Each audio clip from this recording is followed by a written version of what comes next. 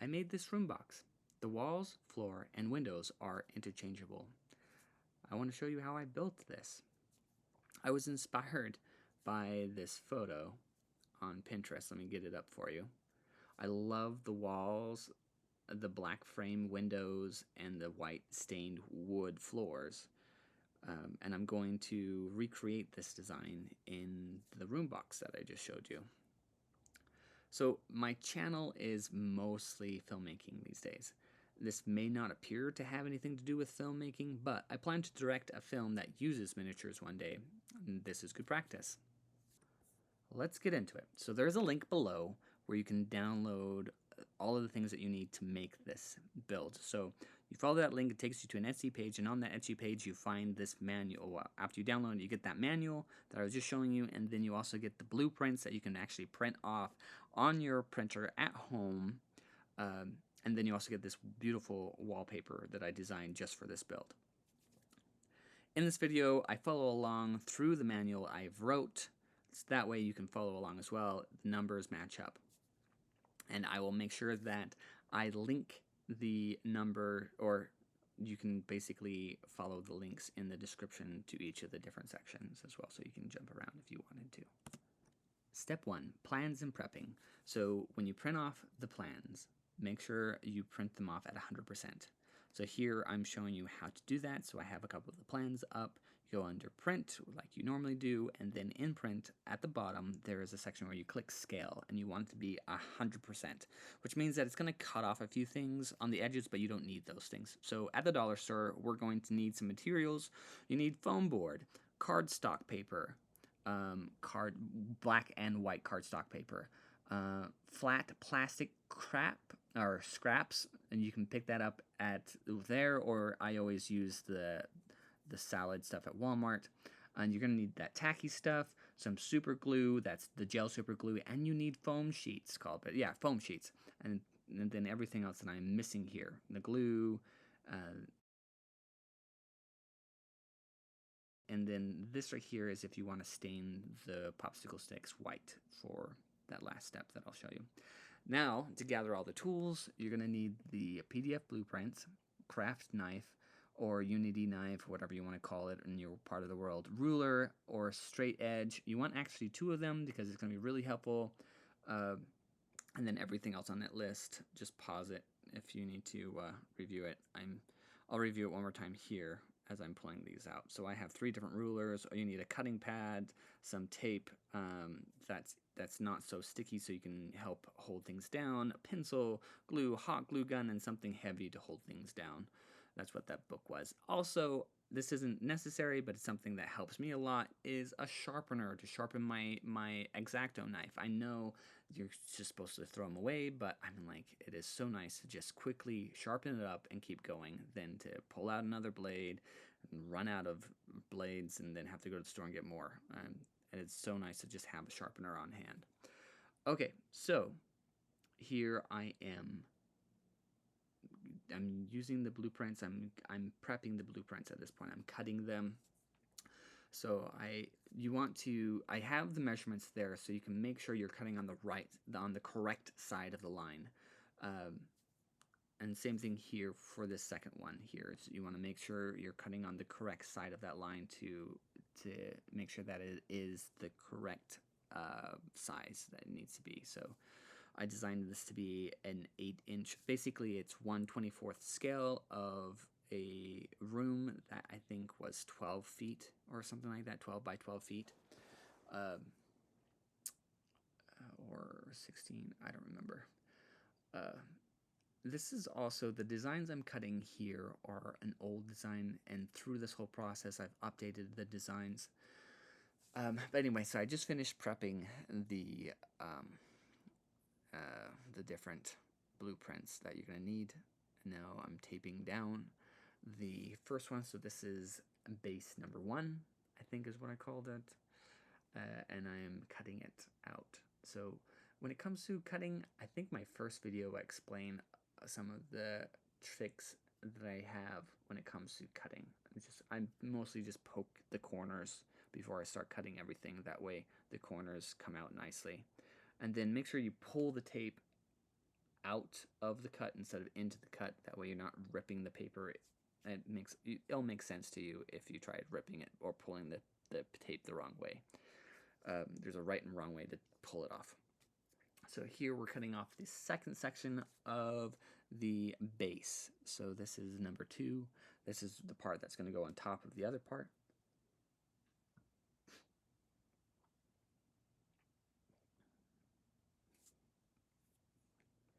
And we're done with 2 pieces of base, which is nice. And I'm just pulling off my tape. We're going to cut the walls out now, getting those all ready to go. So one wall is slightly longer than the other because one kind of like lines up with the other, and it makes sense when you cut them out and kind of line them up together. Alright, so I'm using some Mod Podge glue here. You can use basically any type of glue, and then I also use hot glue to just like quickly set it because I don't want it to be moving around while I'm working on other things. Now this is something I would have done if I was going to do this again. I would actually have put one of the walls on first before I put the base on, just to give me a guide.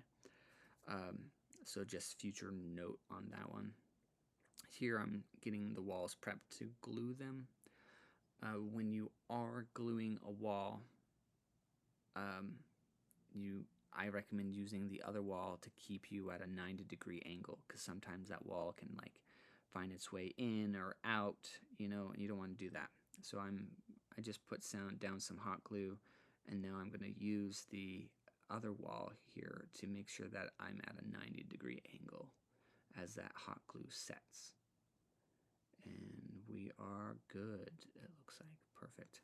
Okay, now I do the same thing for the other wall. So I glue the edge, and then I also glue up against the wall. Now you want to put a light amount of glue, because if it bleeds that into your room, it's going to interfere with your wallpaper setup, and then you have to kind of cut around it or cut it out somehow or melt it away, and because like when you're working this small, the slightest imperfections can mess everything up sometimes, and I'm a bit of a perfectionist. So it's probably not as a big deal as I'd like to think it is. But yeah, okay, so now I just pulled out my cardstock, and I am prepping the cardstock for the floor. So when you are prepping the inside of the room, so we're moving, now with that we have the frame, we're doing the inside of the room. Make sure you mark what is down and up.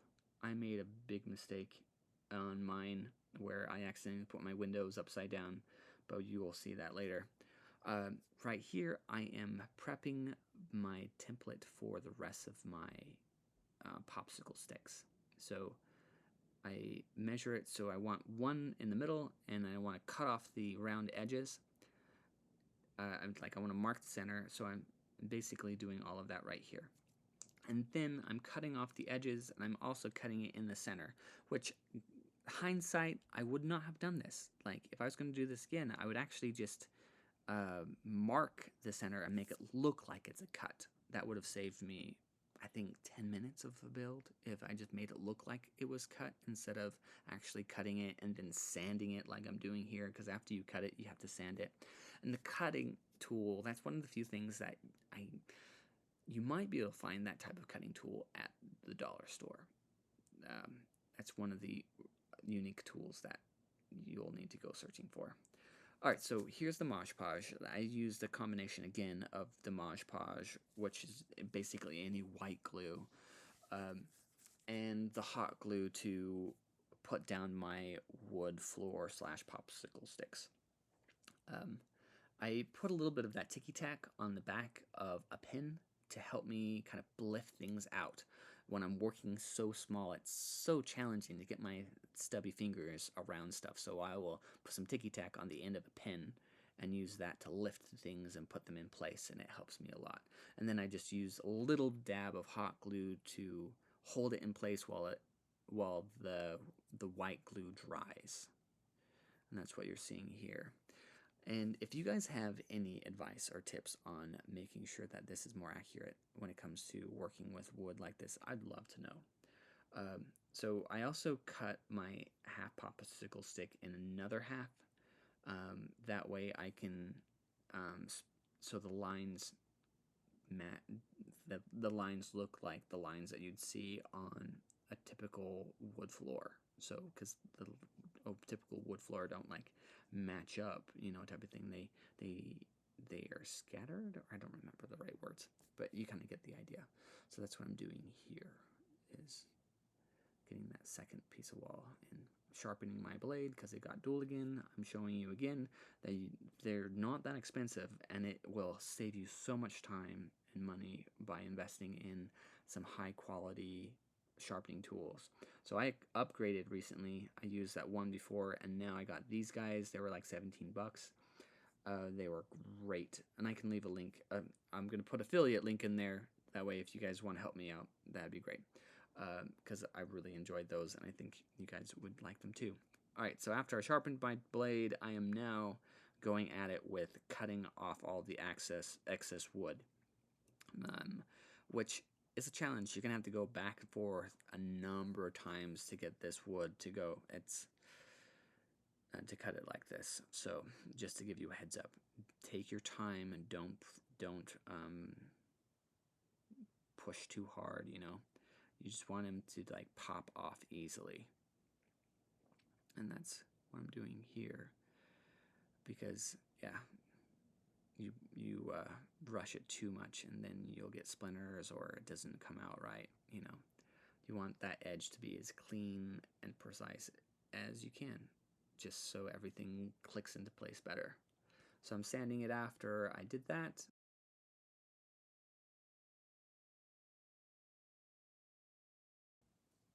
On to step 5. This is wallpaper. So I have printed out a wallpaper. Now there is a gray scale design that I also printed out that will be very helpful. So here I'm showing you that I made a big mistake and I put my windows in upside down and then cut my paper wrong. So ultimately I had to go off script and make that whole piece all by myself. I mean, like, not off of my plans, but the plans, if you do it right, it'll all match up. Alright, so I am cutting some cardstock, I'm measuring it, and I'm also marking the bottom corner. That way you do not get these things confused, mixed around and upside down and stuff. And making sure it fits just right. So it was a little off there because I had some glue in the corner. Alright, so here's some foam sheet. We're going to cut some strips off of this.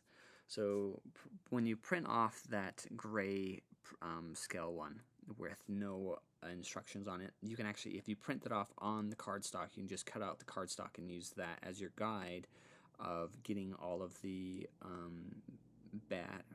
board and batter on the wall. That's technically, this stuff is called batter. Alright, so I'm showing you how to cut this. I found that marking it with a pencil or a pen wasn't as helpful as just cutting or like making a mark with my X-Acto knife on one side and then on the other side. That just helped me to make a better, more accurate cut overall. Alright, and then you start with the floorboard and the ceiling board, or whatever you call that. I have the exact wording in my manual. You want those in first before you put in the batten, is what the inner boards are technically called. So that's the bottom part, and now we're going to put the the ceiling board on, which is nice. For those who don't print out the grayscale, I'm showing you how to set it up. Okay, so I'm just erased my mark.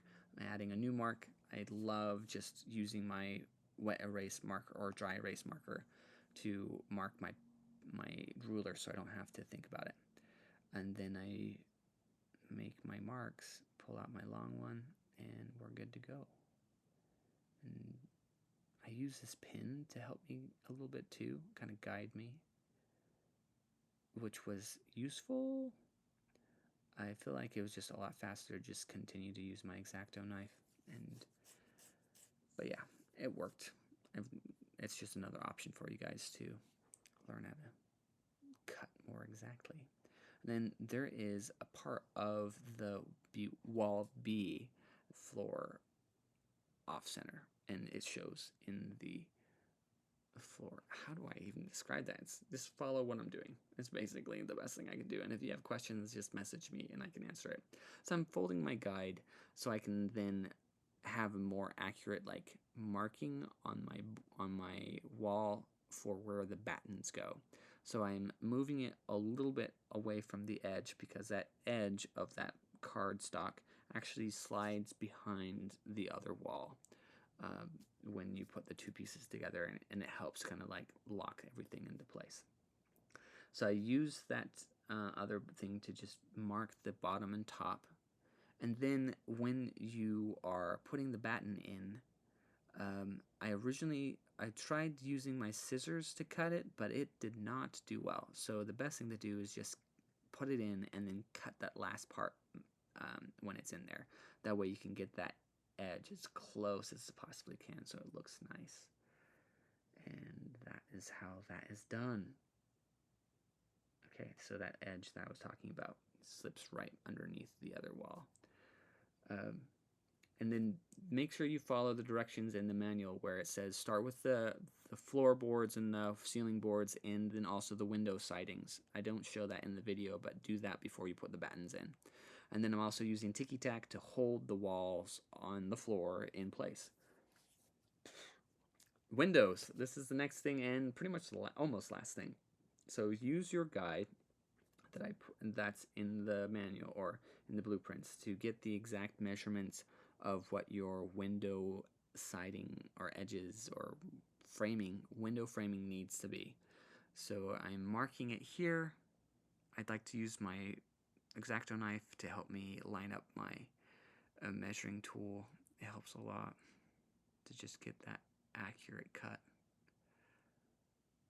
And you're gonna need 4 of the thick ones and 6 of the narrow ones. And it's a choice between the black siding or framing or the white framing. I'm doing the black here. I'm just cutting out 6 of these very narrow ones, and working with such small strips of paper is a challenge. All right, so when you're working with the black framing, there's a little bit of a white edge that you want to blacken. So I'm doing a couple different techniques here. I'm trying to, the best one I found is just to hold it in my hand and just work one piece at a time, like one section at a time, and slowly take it. Okay, so here's the plastic. So with the plastic, you clean up the plastic with a little bit of oil and like coconut oil and baking soda to get all the stickers off of it. And then you use a little bit of tape, or you can even use tack. Like just put the tack in between the different lines. That would have worked just as well, I think, to make sure it's all going to stay put. And then I puncture my corners because the corners are always the hardest. So I just get those out of the way first. I'm going to use my dry erase marker to mark because I can't quite see where I start and end when my guide is there. And that just helps me to make sure my guide, I'm cutting exactly where I need to be, no more, no less. I'm going to do the same thing here. Use my dry erase to mark my stopping points. I also use a little bit of tape to hold down the plastic while I'm cutting this because it will move on me. And it is looking good. This video is so long. I wish there was a way to make it shorter. This thing is like, I think twice as the long length as my other one. Yikes. And there you go. So that is how you cut out your window frame, or your window. We're going to now do some different ways of gluing it. So my first build, I used hot glue to make these windows. And as I've been doing this, the hot glue did not go well. So here I'm drying it, cleaning off my hot glue because it did not stick, and I'm hoping I can remelt it and get it on there. And even to this day, it's slowly coming off. So I don't highly recommend using the hot glue for putting the window framing on your window, and then just cutting it off where the excess there. So this craft bond stuff worked pretty well, and it's very similar to the white glue you find at the dollar store. And you can't quite see it in this one, but I'll get a little closer in the next one. But I barely touch the plastic to get it on there. It's like very small dabs. That way it doesn't bleed out as much. I mean, there wasn't all that much control when it came to working with this white glue on the window.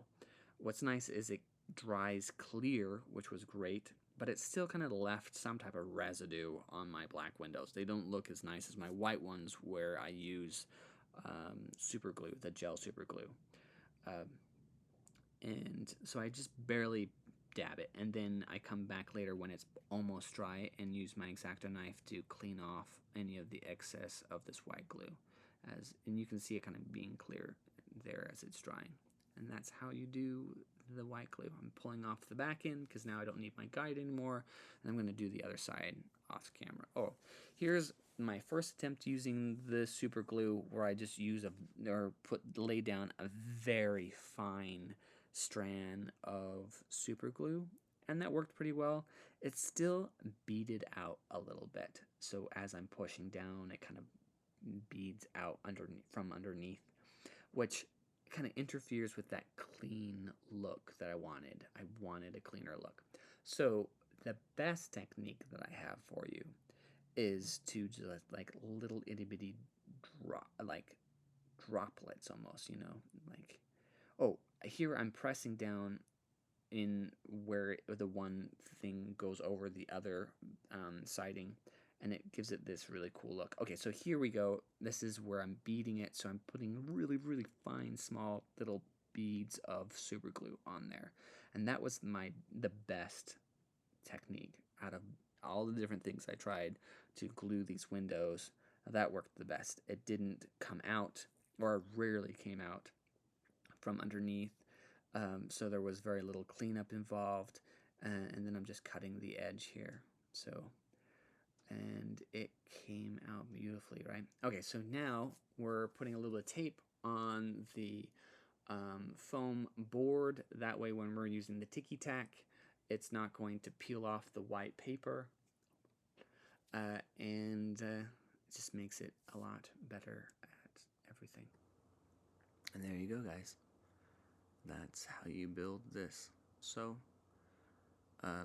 in overview, this is showing you how to put things, like how it goes in.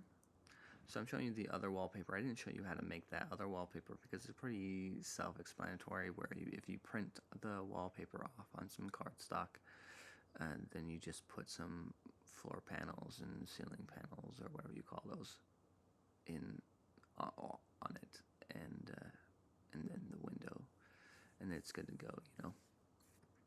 Last thing, let me show you how to stain your white floor, or your wood floor white. So I bought that white. It's kind of like a waxy chalk stuff from the dollar store. You want to cut a popsicle stick with an edge to it, like a little on the sharp side. I'll explain it later. And then you cover your